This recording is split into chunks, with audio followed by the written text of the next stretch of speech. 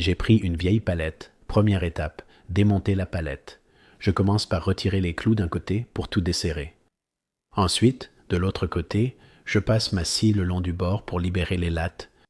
Une fois cela fait, je retire soigneusement les planches. Au lieu d'arracher chaque clou, je retourne les planches et je fais sortir les clous au marteau. C'est plus rapide et ça conserve ce caractère brut et usé. Je prends ensuite les planches de support épaisses et les coupe en deux.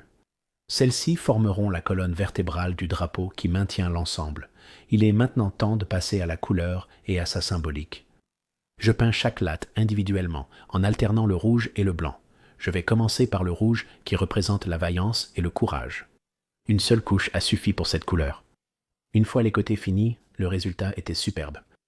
Ensuite, la couleur blanche a été choisie car elle symbolise la pureté et l'innocence. Cette couleur nécessite plusieurs couches car elle n'est pas aussi couvrante que le rouge. Mais une fois les couleurs appliquées, je commence vraiment à voir la forme se dessiner. Une fois que tout est sec, j'aligne 7 lattes et je les fixe sur les 3 planches à l'aide de mon cloueur.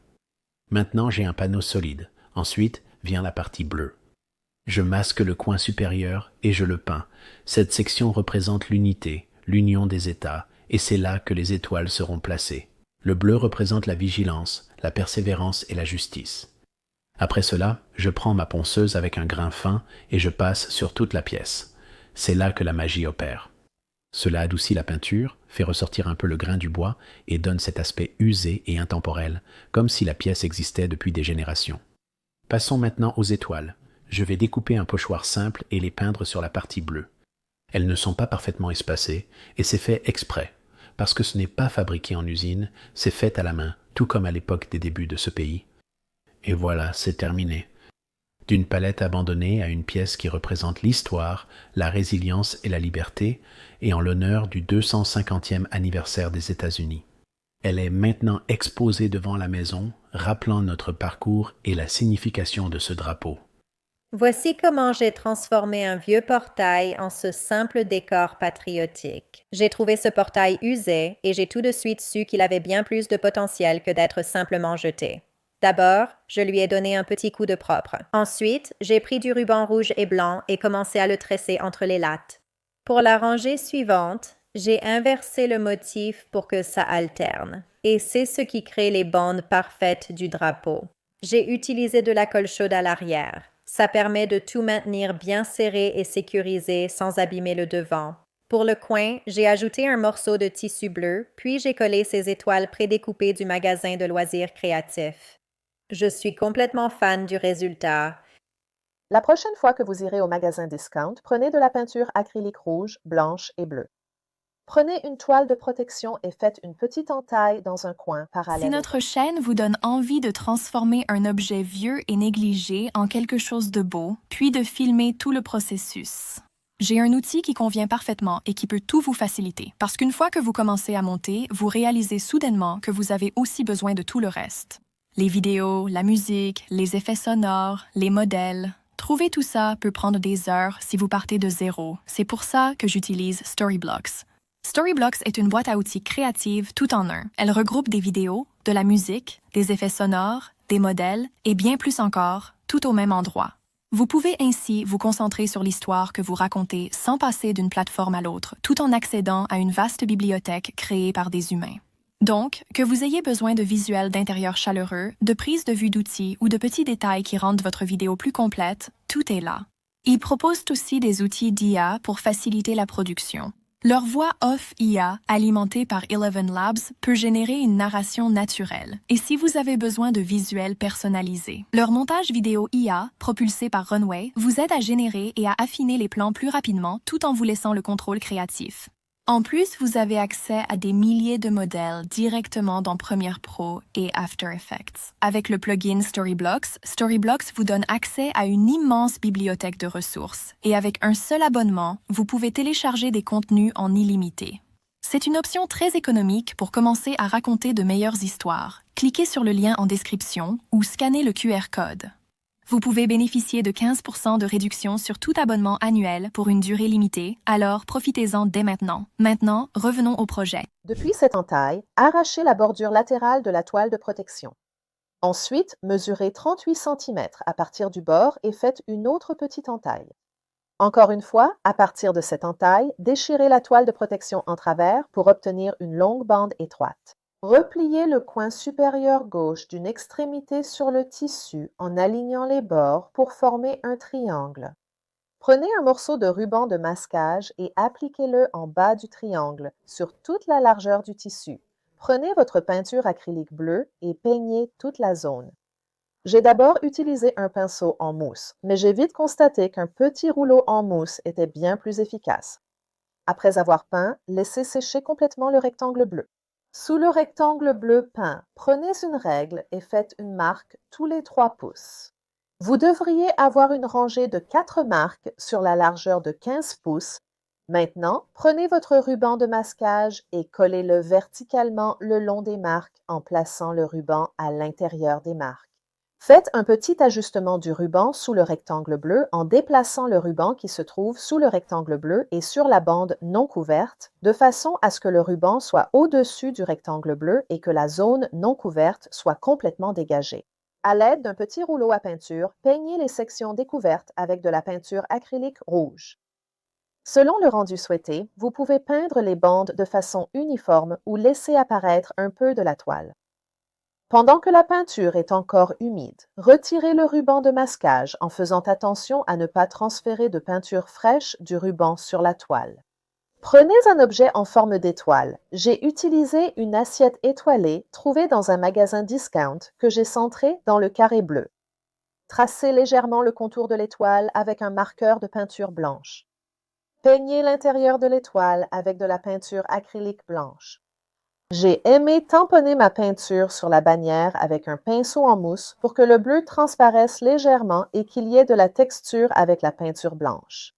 À l'aide de 2 bâtonnets mélangeurs de peinture, collez les bâtonnets côté imprimé, so it's on the inside, à l'avant et à l'arrière du haut de la bannière avec de la colle chaude.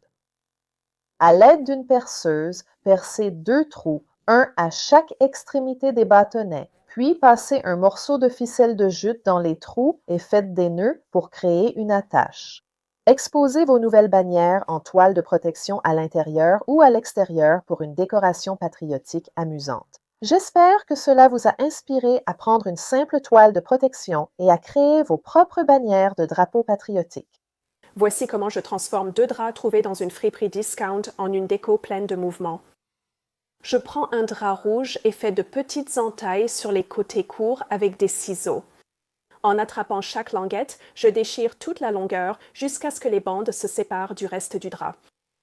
Je fais pareil avec le drap blanc. Je suspends un cintre en bois vintage avec une barre horizontale en bas, j'enfile les bandes de drap sur la barre, je les tire à moitié, puis je les attache avec un nœud. J'apprécie l'effet de 3 bandes rouges, puis 3 blanches, se terminant par du rouge.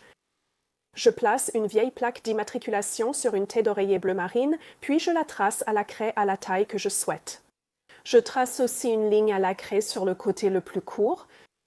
Je déchire tout le périmètre du carré pour obtenir un rectangle effiloché. Pour la partie la plus petite, je découpe des bandes et je les déchire jusqu'à la ligne de craie en laissant mon rectangle complètement intact. Je prends un pochoir appelé Twinkle Stars de Funky Junk's Old Sign Stencils et je peins des étoiles blanches au pochoir sur le panneau bleu marine de façon aléatoire. Une fois que j'ai rempli à mon goût, j'utilise les petites bandes comme attache pour fixer le panneau sur un côté du cintre. Pour plus d'originalité, j'attache aussi des cordes de diverses épaisseurs et un ruban de toile de jute aux bandes blanches. Et le résultat final est un incroyable drapeau patriotique en chute de tissu qui apporte vraiment une touche festive. J'adore la façon dont le texte américain sur le cintre s'accorde parfaitement avec l'ambiance vintage américaine. Accrochez-le à l'intérieur pour une pièce maîtresse fabuleuse ou décorez votre terrasse extérieure pour profiter du drapeau flottant dans la brise. Voici comment transformer une simple tringle de placard en un projet incroyablement cool. Avec une scie à onglets, je coupe 3 tringles de placard de tailles différentes, espacées de 3 pouces, pour qu'elles forment une jolie pile une fois serrées ensemble. Je perce des trous dans les 3 tringles. Chaque tringle est peinte d'une couleur, rouge, blanc ou bleu.